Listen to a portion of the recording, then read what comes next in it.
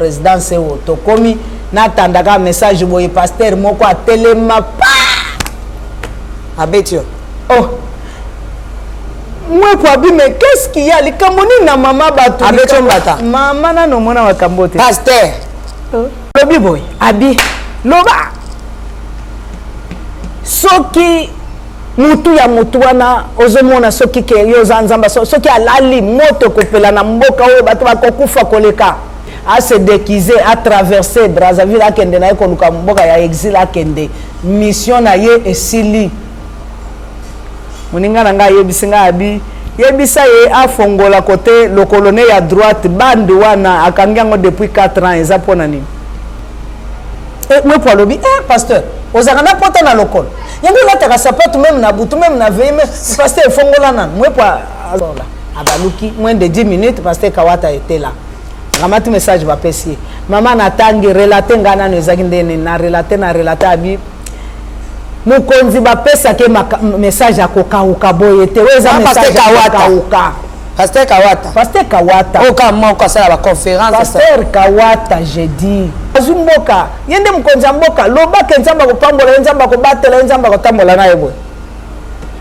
nabi papa omoni message na yebisi yango sakombi nongo msusu basangisi bato na stade Kamanyol basengi babiloko ya kotinda na este ya kotinda pai wapi guerre ezalaki un samedi balobi la prophétesse la menti bapesi pasteur wana parole a telemi abi pasteur babenga bapesi parole abi cette prophétesse a menti le président de la République ne sera jamais assassiné comme un chien, elle a menti attends vous frappez mais tout le monde appelle nzamba martelé Félix Keba attends message moi li Keba ça pas na été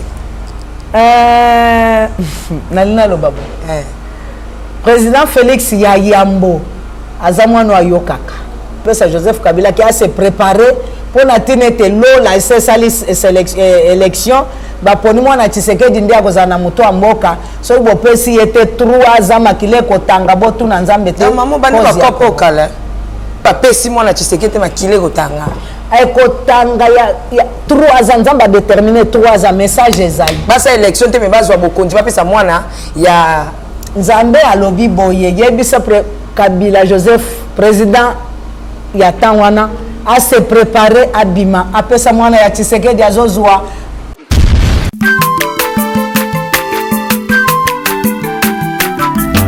aza mwana moto te po akosangai abongwani pete po awangana nzambe ya le nazarien le nazarien le nazarien le nazarien ebana kitoko koma mokondima atako bapakolaki mafuta na mosakolima lelo yayo bolingo ebateli le nazarien.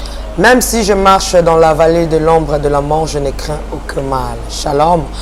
Bonjour chez vous, bien-aimés dans le Seigneur, très chers internautes, nous vous aimons beaucoup de l'amour de Christ.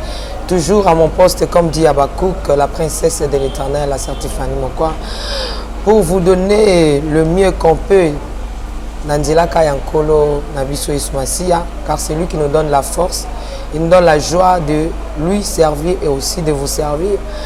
Aujourd'hui, béni soit le nom de l'Éternel, comme à l'accoutumée dans cette émission témoignage où notre maman, la servante de Dieu, Esther Tayo, qui est en train de nous donner l'expérience qu'il a passée avec le Seigneur Jésus-Christ. Il est en train de partager cette expérience avec nous. En tout cas, nous sommes bénis. La fois passée, les enfants de Dieu nous ont appelés, ils nous ont écrit. C'était vraiment du waouh. Vraiment que le Seigneur vous bénisse.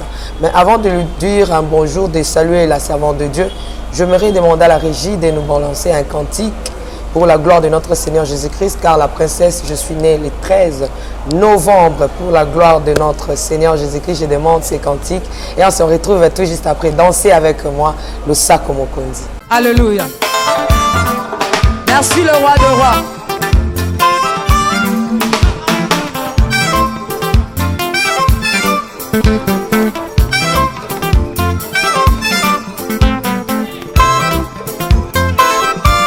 Alléluia.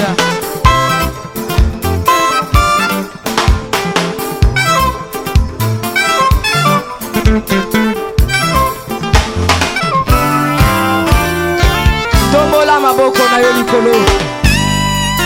Lakisa maboko na yo.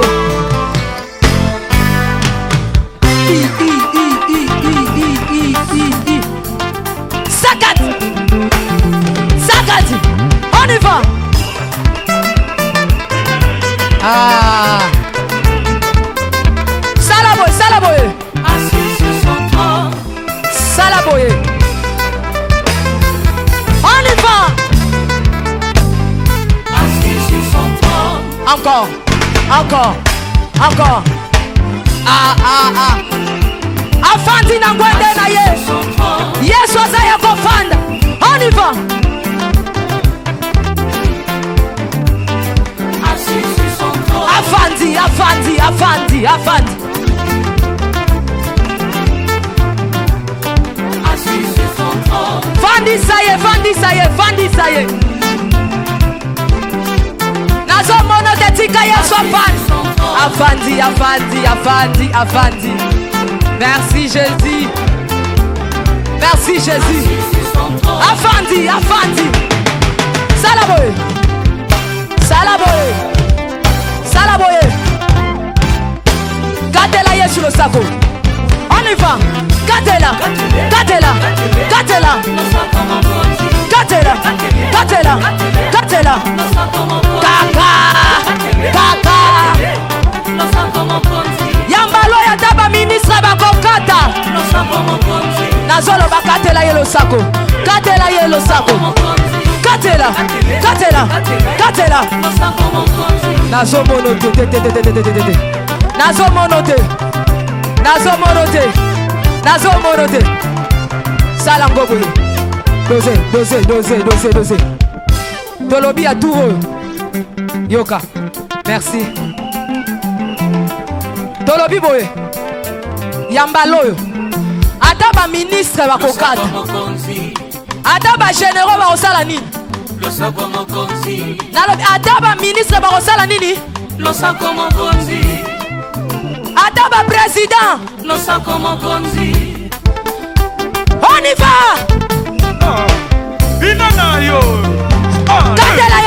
On y va.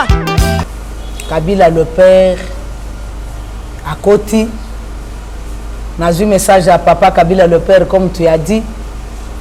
Moi si Oyokaka lobi que Kabila le père sera assassiné comme un chien wana, c'est Liliane Esther Tayo. Anayo. Yewana. O sakola kike.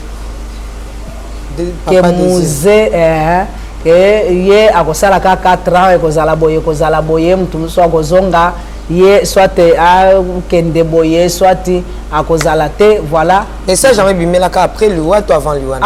Avant tozaki a omoni linze tozali na numéro 30 de place message bimelaka bayaka kozwanga baye a bakutinga te le message na komaki bakeko tika na présidence apesaki yango certain mwepo qui était son directeur il y a protocole en tant que commission le président a dit alingamo na mwasi wana lelo kaka alingamo na mwasi wana lelo kana za uvanda na kauka on est venu me prendre le quoi brigand 4 corando basoda plein corando 4 basoda plein directeur de cabinet na yezalaki papa Boussi Falai chef spirituel na ye ezalaka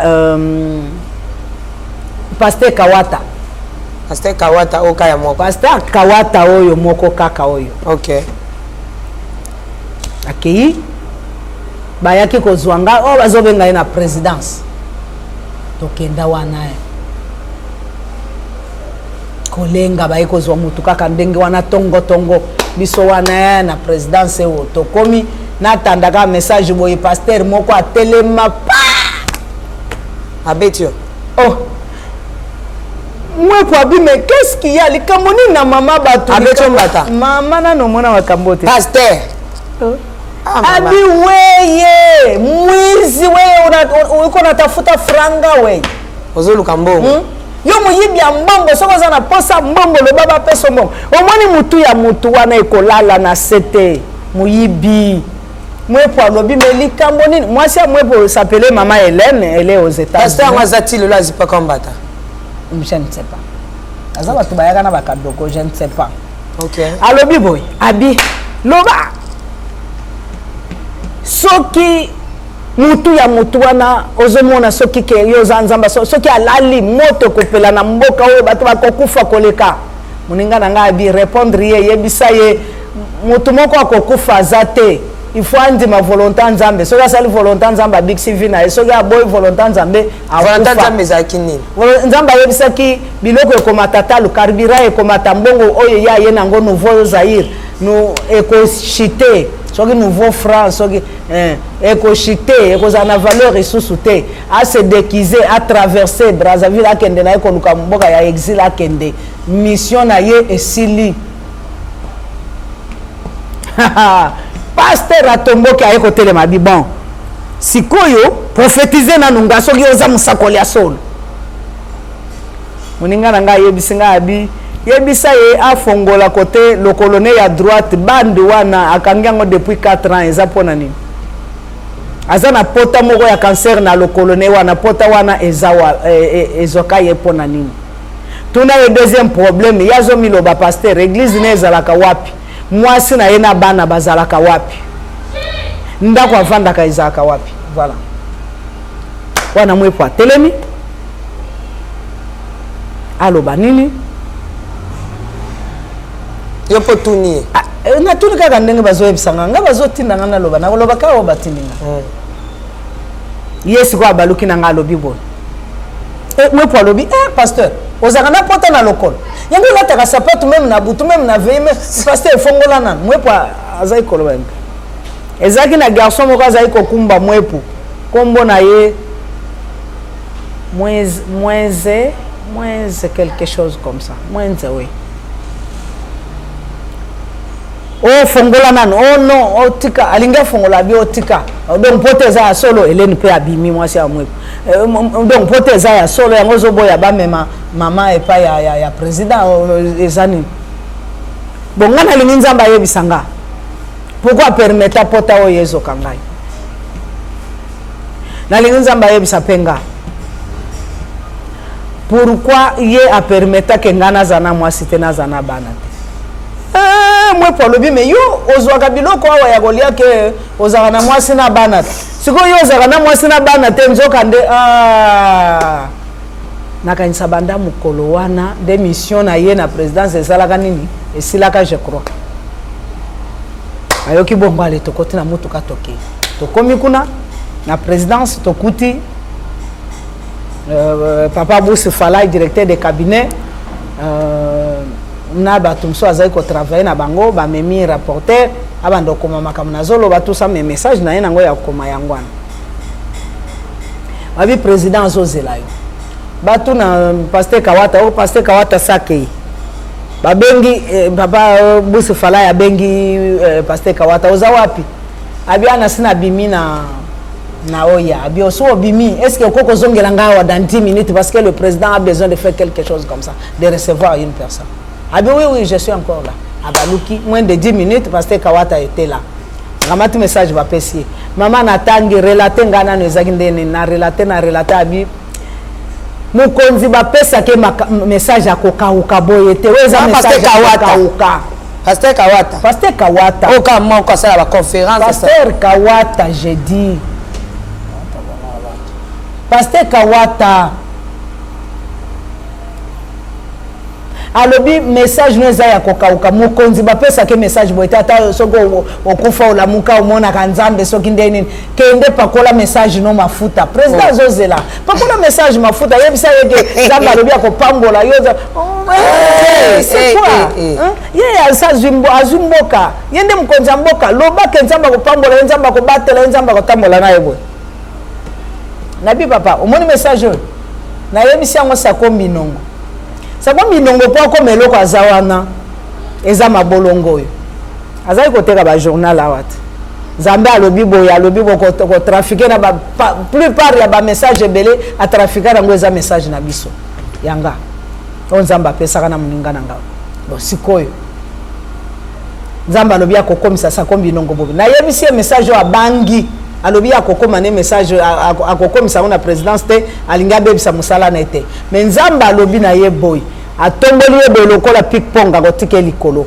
akoshite ntango akolinga afule mabele oyo koyela ye akoyeba yango lokola ye azo préserver mosala wo nzambe apesaki alelaki nzambe amatisa ngai susu liboso ya bakoto tozali kokende kointercede wapi epai nzambe abimisa vision ya monene mwasi na ex la veuve que je salue oyo aza veuve j'ai entendu qu'elle est mariée la sœur Germaine elle était là mokolo nzambe alobi makambo ya yebi makambo nzambe alobaka na monoko alobaka nini na ndenge nzambe ayekokokisa papa olobi to pakola message mafuta ngana pakola na nga message mafuta Mano epsi Pasteur Kawata na papa Bosu Falai ngana ko pakola na ngai message mafuta te bosiko contenir zani to sala nini nzambe bia sala bo asala bo soki aboy kokima bino makila na ekutika na mutuna bino nzambe alobi Kawata bia tika bon muzaza wana badloko aboye. Bon, d'abord, toko kenda message au sang que to benga pasteur tel te. Pasteur pe ya Kinshasa. Ya Kinshasa il faut to benga ye poto yeba soki ayebi yo. Na bi pasteur wana yebinga. Batangiro pe komone. Na ye kombo. Na église na nga bi ayebinga. Ko yebani na ye mama. Kombo. Te za bien te. Te ka menga na sala makasi. Na ozwa kombo wana na obomba wana motema. Alors tokotuna pasteur wana soki ayebi yo ngabi ayebinga ayebi pele naza musako kena sakolaka ayebinga mais nga na sambela na église na ete to sambela isika moko te naza na église na vision nzamba pesinga OK malamu mama ngai po na nganga na keye yo nde directeur de cabinet kala usisa makamna yo pasteur Kawata salini abimi alobi message eza ya okauka basangisi batu babengi pasteur wana babengi ba pasteur mususu basangisi batu na stade Kamanyol basengi babiloko ya kotinda na este ya kotinda pai wapi guerre ezalaki un samedi balobi la prophétesse la menti bapesi pasteur wana parole a telemi abi pasteur babenga esoka bapesi ye parole abi cette prophétesse a menti le président de la République ne sera jamais assassiné comme un chien, elle a menti. Tant que je suis poyé, je pasteur alobi ozaka intercesseurs pana ye mutu na yo sala abiente mutu ebela ka ozaka so na banini so nini abi bon nzamba zolo kumu lokola ya lobi bon esil nango na ya bakiti na ba mesa atanya ukondoko na mona yo Chayo na mwamba la minito na kata bena katikata saki fufu. Oui, allô Escoti, bonjour. Boni. Et l'autre côté, et puis qu'il y a mon bureau à travailler tes micros. Donc dès que tu as un galère na niveau 0. Tout ça là boy. Moi il n'a pas bon vraiment mingité. Mais nazo tche la bino moi mkio naza nango na agence moro boy Nazareta. Sarita c'est du sérieux. Oh. Maman, comment est bon donc yo pesa au fouti mbongo kuna partir à poto biso to ya to jibilo. Na bengi ya Scotty. Agence moi ifungami comme na Nazareth. Na kufie. Agence lisusu. Naka sa su mulongo kuna. Pour cela susu. Kuna eza mamba mulongo te. Ye si afuti mbongo kuna partir à poto biso tozo ke ko récupérer biloko oli. Tika boyeko. Yeso mona makamba bongo na monte. Bat papesi mbongo kuna biloko ke récupérer biloko oli na agence. Ezalaka. Mais yango bandi. Maman, dès qu'il a yebisi ngai, mais na limité, na lingi na mona ki mona beso, poli kamba boye, na monde na ne salamate. Maman, yebisa ngai. Ba pesi mbongo kuna, biso to récupérer biloko kolia awa. Ya solo boutique Nazareta, ezali boutique ou ezali à distribution de produits alimentaires. Na sali poto sunga, bandeko oyo. Même ba oyo baza na peu de ressources comme la boîte de l'école baza niveau à Kinshasa même avec un petit rien. Donc à partir à $10, $15. Donc si on a un bon côté, nous devons na pota ko sungayo a ozika biloko kolia. Maman Nazareth nzamba pambola ya bakise mikole belé awa na sena mokili. Et bongo awa tozawa poto yeba adresse awa. La boutique Nazareth a été ici à Kubungate, toza sur avenue Monkoto numéro 1, direction Elengesa. Face à face na église catholique Saint-Vincent. Ah, direction Lengesa, Mokoto numéro 1. Après, c'est l'église catholique. Ah, c'est ça, l'école.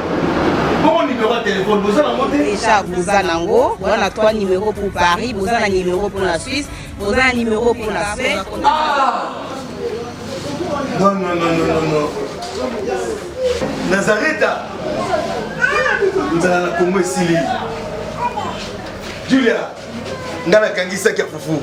Il y a modé, il y a un foufou.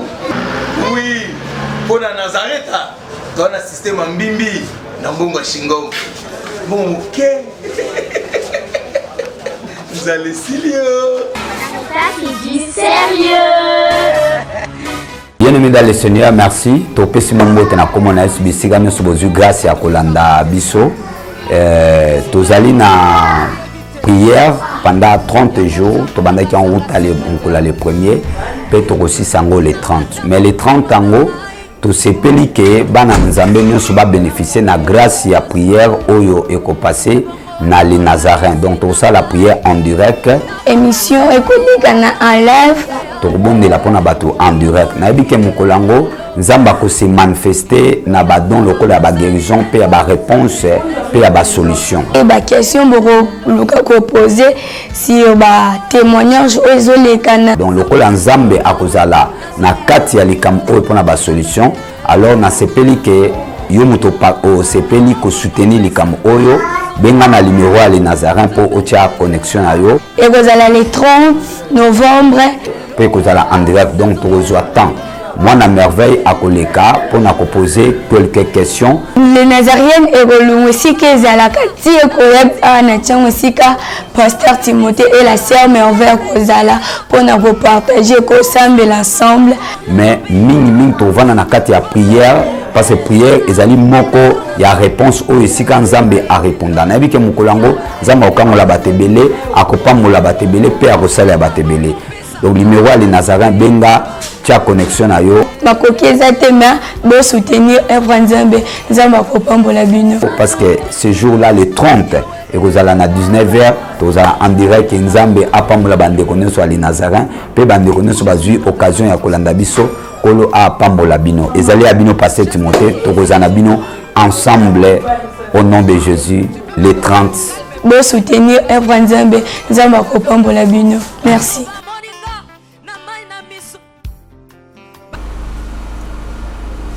Baké koloba samedi basangisi bato mardi babomi président mboka Nzambe azaki na raison to azaki na tort. Que l'Éternel soit loué.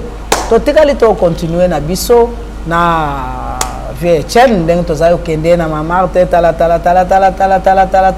te mboka ezoken otuni makambu ya soki na zo message ya président Joseph Kabila Kabangete. Soko lobi bongo za na tort, il a fallu otuna. Oyebi pourquoi na 2016 il n'y avait pas des élections? Dans le cas na RTNC, télévision nationale, prochaine émission soki Yesu Christo ayeko zwanga ite na komemela yo ba photo ya Kimbangu kiangani. On a quelques ce message wana pourvu que a commis ça. Et ça a accusé de réception. Il y a palais de la nation. Il y a pas il y a président, ancien président Joseph Kabila. Na PCA on a 2013. Au moins gratuité bazo sala lelo. Na koye la yon accusé de réception na Ango. Il y a ancien président au baboya ko sala. Na koye le mukanda reconnu. Bakomi babenginga epa ya beya siko apesinga. Abi oui, on a donné ton message à président de la République et Nandenge Nzambe na yo azoloba. Yo continuer kaka na ko bonde la main gratuité ba ko sala yango te.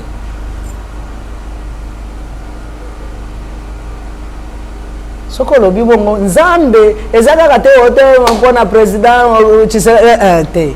Là tu as dit ma prophétie maman. Oh, encore la PCPCO na président pe na ba autorité en mboka. tomoni nzambe na yo azalaki vraiment ko frapper hein ta maintenant habite so nzambe azumo na suka na ba président ya bakambi président Félix ou azo dorloter kaka azo frapper te azo beta kuna marteau te azo lengele kaka so comme quand azo pesa message à président Fachi il y a un message ça nte mangé bungé yes hein il nzamba azo frapper te yes donc azana ema bo pembe non mais non frapper président Fachi te ako frapper je veux dire ceci ako frapper ye pona ni soki asali kabote hein et que ndenge pepe zoloba akabwana na caché et kabwana yazo ka peuple te ako frapper te ah bongo nzamba frappaka bongo bo frappaka ndenge ni nzamba frapper musée na likambo nzamba frapper musée te musée ya boyaki kotosa o nzamba lobaki nzambe alobi naza ko épargner yeye bisa ya bima mboka akima akende na pays moko exil mama ya message moko te ko zala ozwaki pour le président Fachi attends on frapper mais tout le monde a nzamba martelé Félix Keba attends message moi li Keba ça pas na été nalina lo babo président Félix ya yambo azamwano ayokaka soki kaka yoki son de la trompette ke nzamba lobi singane eleli mukonzi nzamba lobi boy asalaka oyebi pourquoi ba dédier mboka Congo mokili mobimba yoka mboka nini ba dédier mais un message nzamba pesiye yango na 2018 mais nga azape na pasteur Mokabi message ya ko dédier mboka eza ye Alexandre même kana ba preuve yaso message oui pasteur kana les Nazareth non je ne cite pas les noms et les kana internet pour ne pas faire mais maman le Saint-Esprit n'est pas limité Alexandre ba structure union surtout nga kotsa ke pas président Kabila baboya yango tout ça ba ko salela na président Fachi na msu yozwa ki yango kuna et pas pasteur wana que l'éternel soit mikandani yepe naza ba preuve ya solo ya 2000 nani basalaki makamnu sa kenda ki penkamba sai makam tout ya solo il fait tozaka na out akene mpa nkamba tam so bon Saint-Esprit ya Saint-Esprit a limité te tozolo babo tango Etienne Tshisekedi ya uti kokufa te bosaleli ya mabe eza bon te nzamba lobaki ne ya komaki na ndeni ndeni ya komaki yezalela eza bon te mama ndenge ba dédier ki mboka elingi ezala bon dédier ki ya mabe bon procédure hein qu'on dédier c'est bon mais procédure n'était pas respectée. Et vous êtes servant de Dieu. Qu'on dédier mboka c'est un sacrificateur qui dédie le pays. Le président n'est pas un sacrificateur. C'est pas ça. Bon, tozongela mkomsusu. Tozongela mkomsusu. David a dédié le pays et le peuple. Non, il n'était pas serviteur de Dieu. David était l'homme selon le cœur. C'était un homme selon le cœur de Dieu comme yo. Mutu ya mutema na nzambo yo asala makambo esepelisaka nzambe. Mais ouais pour être roi. Non pour être la kisanga mukolonini David akei na sacerdoce ndenge bamisalela ki na Saoul akeko tumbambeka. Salamité. C'est un sacrificateur qui peut le faire. Bon, tokozongela mu comme ça. Na lobi boy. Tango ka kondo Tshisekedi ya uti kokufa. Trouble message to pesa na to pesa kabazo boya. Zamba yebisinga zwa message yango. Ke pesa 5 ans. Utele banda mukile banda yo so mona bakamati message ya église de réveil ya église abatwa ningisa mituba prophétie ba ke pesa basango bandimango. Oso mona ngo. Na ke pesa 5 ans asala makambo nzambe 5 ans za makambo politique te. O message ozo pesa nga ya mboka ngaza ngai na ndimi abizuwa message wana zwa secrétaire na yo. Kende tika message wana epa ya 5 ans. 5 ans zwa message wana apesa président Kabila a se préparer pour na kobima. Le 12 février 2017. Nakeye pa na bango le 14 février 2017. Nakotani na révérend Chole na pesie message atangi bazaina na réunion atuninga oyebi mutu atie mukongo wana mutu atie mukongo atie bo alati noir nga bina yebiete abaluki pe atali abi mutu wana il s'appelle Néhémie, le directeur de cabinet du président Joseph Kabila. ozobanga teke nazwa message on apesa yake nde pesa Joseph Kabila qui a se préparer pour na tinete lo la élection ba poni mwana Tshisekedi ndi akoza na muto amboka so bo pesi yete 3 ans makile ko tanga botu na nzambe te maman bani ba kopo kala yo zaki wapi yebaki ante donc o arrange bandi na tanga mobutu bino zo na ka bo malem wana nzambe kaka ngate ko muto akosala biloko ka obi ndengo lobeleli yango e bimpenza opena donc bandaka kala quoi nzambe il est le même hier aujourd'hui so ba pesi mwana Tshisekedi makile kotanga ay kotanga ya 3 ans nzamba déterminer 3 ans message ezali basa élection te me bazwa bokonzi ba pesa mwana ya nzambe alobi boye yebisa Kabila Joseph président ya tangwana a se préparer abima apesa mwana ya Tshisekedi azozwa tete ya mboka po akamba soki bopesi ete makile kotanga 3 ans durant jour et nuit botuna nzambe te pona nini na Congo boye ngai nzambe banda 3 ans makile banda ka batu bazokufa mais ba pesi pe ka président Félix en makile zotanga na est makile ya est président Félix akotaki amote parce que quand intellect il fallait 4 ans te président Félix yende il faut arranger pour makila wana esila ya akutaki amote eza loko apota bakati makile ezotanga yo il faut luka kisi nini oyo kopekisa hémorragie tango nga na pesi message oyo mama nzamba alobi boy ba posa bamba mabanga nzamba alobi boy ba bamba banga na ba télévision nzamba alobi boy tango mwana Tshisekedi akozonga kende pese message oyo gloire à Dieu natikalaki en contact na mama kuna na poto na bato mete titi loko nazaki na numéro ya mokonzi ye moko na bengi mokonzi na Félix Antoine Tshisekedi lero nazaki na numéro 85 na bengi numéro mama na ya oyaki papa nazolinga na mono pona boy na linga mona yo pona message prophétique nzamba abi oui mama yaka mardi koleksa 14h te 13h30 yaka to solola mbula ezaki pe konoka net mkonna kenda yebisa tata ne kokende poto te ozonga na cercueil ici ça bakamna ba congolais donc yo pe kam to prophétiser pona liwa papa kaka mwasi oyo kaka wana nde wana Liliane Esther tai moninga nanga abilere koki tokeye longo kote na biso ya ba mteaje tokomi mutu anganya sali mbaki papa e message yango Nzamba lobi boye mokonzi ya mboka oyo aza kobanda na Congo ya lobi ezayo mokolo moko te na munoko na yo histoire ya premier ministre ebima banda lelo changer histoire na matoi na yo Nzamba lobi mokonzi ya mboka oyo ezayo Nzamba aboy ko pesa tata na yo bokonzi muto prophétisaki yango eza ngai Nzamba yebisaki Nzamba alobi yonde aponi po apesa yo bokonzi ya mboka message yango wabo vana président Félix nasina lembi ozokende musika nasina lembi boke mama na yoki to approfondir yango mais asolo eza bongo tenga bilola ese sali élection pour natina na yo komi tungisa te akamati message apesi mutu baza ko benga Roland Morgan Lubanda apesi message abombi côté na mutuka akeyi so pe to côté na mutuka to sali nini to zongi so to tikali ko bondela tango kaka élection elinge banda bango bake na Genève Nzamba ye ko kluwe ngaya avanda bondela Nzambe bondela pona peso clé ya na majorité sika ya kopesa mkonza mboka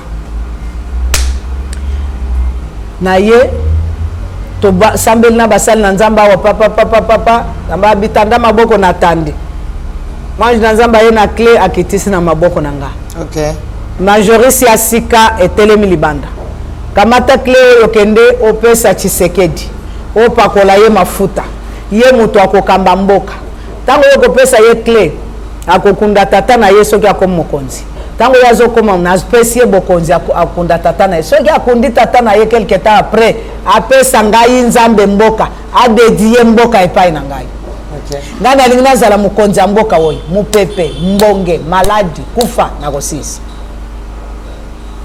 nakokende na ye Congo ekozala ya sika Congo ekozala ya malamu wala epai biso tokendaka na Félix Tshisekedi président ya mboka na biso epai wapi bango bakeye kosala aza na message déjà no tango ekomi que basali ba élection elingi ekoma boye nzambe abi somba mafuta ake kosomba flagon ya mafuta simba yango zwa intel kota mabondela ali bokende kozwa tata na ye yaleki yebiseke tango ekoki oyo komona monseigneur Mulumba tan ekoki seigneur to pakole mafuta siko abengi ye mama zawa lobo ya bibo abi wi boya lelo na 19h natali température nzambala kisinga muninga nanga abi omoni boye moni otone boye ba onyoso bakokende so bakei mouvement briller tala boye mulili boye na boya nasani abi tombola loboko na tomboli bondela boye na bondeli esili muke téléphone ele te yebisa mama boya lobi à la même heure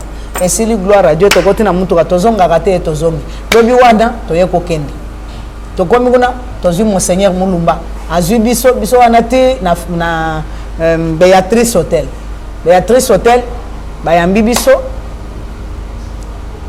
tokoti epai ya mukonzi ya mboka Félix Antoine Tshisekedi Tshilombo papa message na pesa kayo mukontango waneza wapi inakuiba susu te. Je suis le frère Prince Bungu, prédicateur de la bonne nouvelle de l'évangile, chantre de l'Éternel, instrumentiste, conférencier, conducteur de culte. Nous sommes ici justement pour cette émission qui commence avec la sœur Tiffany, une belle émission qui va certainement bénir les gens, bénir le peuple de Dieu. Il s'agit ici de l'émission L'œuvre de l'adorateur. Et je me dis pourquoi ne pas appeler un chantre consacré à l'Éternel un adorateur. Ce sont des débats justement qui se créent par-ci par-là, mais je crois que parce que l'Esprit de Dieu témoigne en nous, que nous sommes fils de Dieu, et parce qu'un chantre est consacré à l'Éternel étant fils de Dieu, alors il est un adorateur. Et ici nous aurons justement à expliquer les textes de chaque chanson de chantre. Donc voilà, cette émission sera justement consacrée à expliquer les textes, les lyrics des chansons que les adorateurs, les chantres ont composés. Et voilà, nous allons commencer par expliquer certains textes de Papa Alain Moloto, par la grâce de Dieu, entrer vraiment dans les vifs et puis dans l'idée principale de la composition du chantre de l'Éternel. Et voilà, je vous prie de pouvoir suivre cette émission chaque samedi à 21h. Que le Seigneur vous bénisse.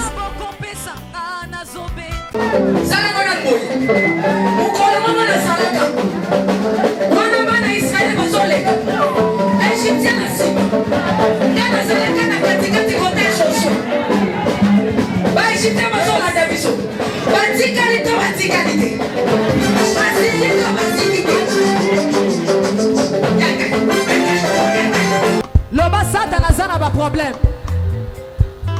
Oh, asimbi kisi. Asimbi kisi. Yali kambwa kisi te yobe ke no luka kisi na osala nini? Oh simba. Biso tozo yenda. Obalelika